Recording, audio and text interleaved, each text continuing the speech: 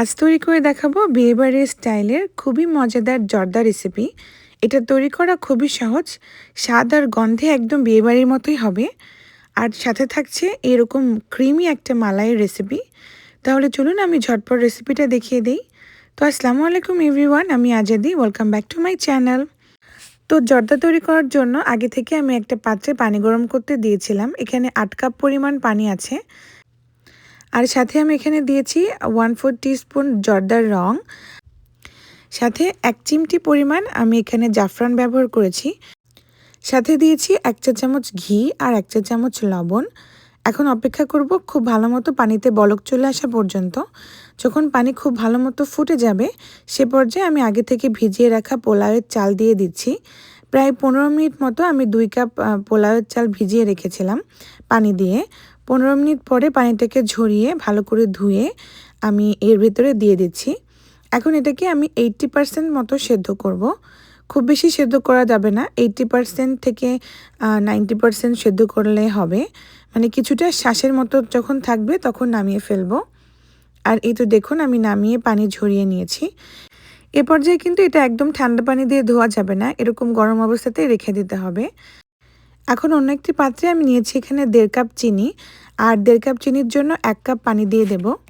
চিনির মধ্যে আমি দিয়ে দিচ্ছি গরম মশলা, 2টা তেজপাতা, 2 টুকরো দারচিনি, 4-5টা এলাচ, 4-5টা লবঙ্গ, 1 টেবিল চামচ ঘি দিয়ে দিলাম। একটুখানি নেড়েচেড়ে দিয়ে এখানে দিয়ে দিচ্ছি মালটার রস। আমি এখানে 1/2 কাপ রস ব্যবহার করেছি। আপনারা চাইলে এখানে কমলার রসটাও ব্যবহার করতে পারেন, আবার চাইলে বাজার থেকে কেনা কমলার যে রস পাওয়া যায় সেটাও ব্যবহার করতে পারেন। তো আমি ফ্রেশটাই ব্যবহার করেছি। এখন অপেক্ষা করব সব কিছু খুব ভালো মতো 2-3 বার ফুটে ওঠা পর্যন্ত। যখন 2-3 বার ফুটে উঠবে সে পর্যায়ে আমি আগে থেকে যে ভাতটা রেডি করে রেখেছিলাম সেই ভাত দিয়ে দিচ্ছি।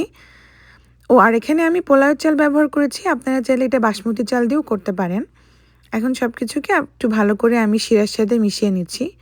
এই শিরাটা 1 তার বা 2 তারের হবে না। 1.5 কাপ চিনির জন্য 1 কাপ পানি দিলে এটা পারফেক্ট শিরা তৈরি হয়ে যাবে। তো এখন সব কিছুকে একটু করে মিশিয়ে নিয়ে আমি ঢাকনা দিয়ে ঢেকে অপেক্ষা করব 5 মিনিট। আর এই 5 মিনিটের মধ্যে শিরাটা টেনে যাবে আর পানিটা এরকম শুকিয়ে আসবে। আবার একটু নেড়েচেড়ে দেব, তারপরে আমি এর ভিতরে অ্যাড করব কিছু ড্রাই ফ্রুটস। তো এখানে আমি দিয়ে দিচ্ছি কিছু পাইনাপেলের মোরব্বা, মানে আনারসের মোরব্বা। আপনারা চাইলে যে কোনো মোরব্বা ব্যবহার করতে পারেন, তবে আনারসের মোরব্বা দিলে এটা খেতে অনেক বেশি মজা হয়।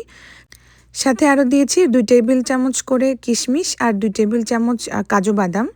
আবার সব কিছুকে খুব ভালো করে মিশিয়ে দিয়ে আমি একদম লো হিটে এটাকে রেখে দেব প্রায় 10 মিনিটের জন্য। এই 10 মিনিটের মধ্যেই পারফেক্টলি এই চালগুলো সেদ্ধও হয়ে যাবে আর সেট হয়ে যাবে।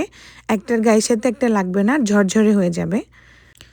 তো একটুখানি আমি ঘি দিয়ে দিয়েছি, এরপরে ঢাকনা দিয়ে ঢেকে অপেক্ষা করছি 10 মিনিট।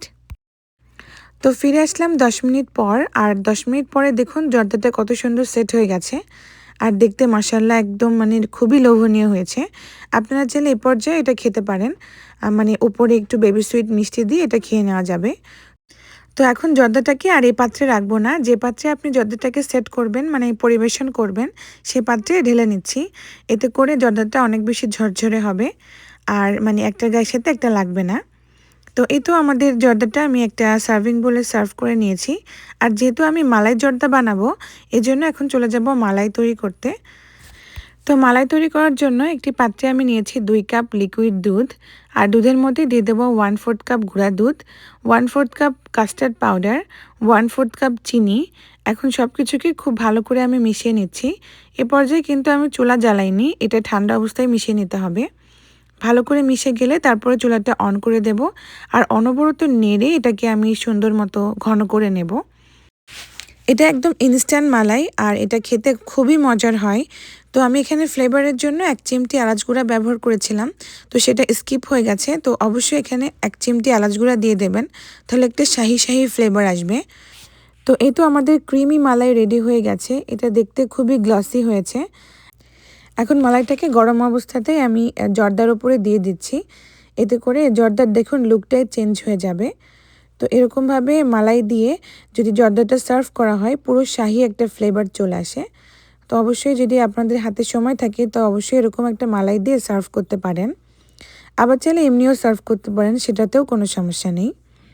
তো এই তো মালাইগুলো আমি খুব ভালো মতো জর্দার উপরে দিয়ে দিয়েছি। সাথে এই তো আমি বেবি সুইট মিষ্টি দিয়ে দিচ্ছি ডেকোরেশনের জন্য। এই মিষ্টির রেসিপিটা আমি চ্যানেলে আপলোড করেছি অলরেডি, আপনারা চাইলে দেখে নিতে পারেন। লিংক আমি ডেসক্রিপশন বক্সে দিয়ে দেব। এই বেবি সুইট মিষ্টি তৈরি করাও খুবই সহজ, আমি খুব সহজভাবে দেখিয়েছি। ইনশাল্লাহ আপনারা প্রথমবারেই তৈরি করতে পারবেন। তো এই তো আমাদের জর্দার লুকটা দেখুন চেঞ্জ হয়ে গেছে।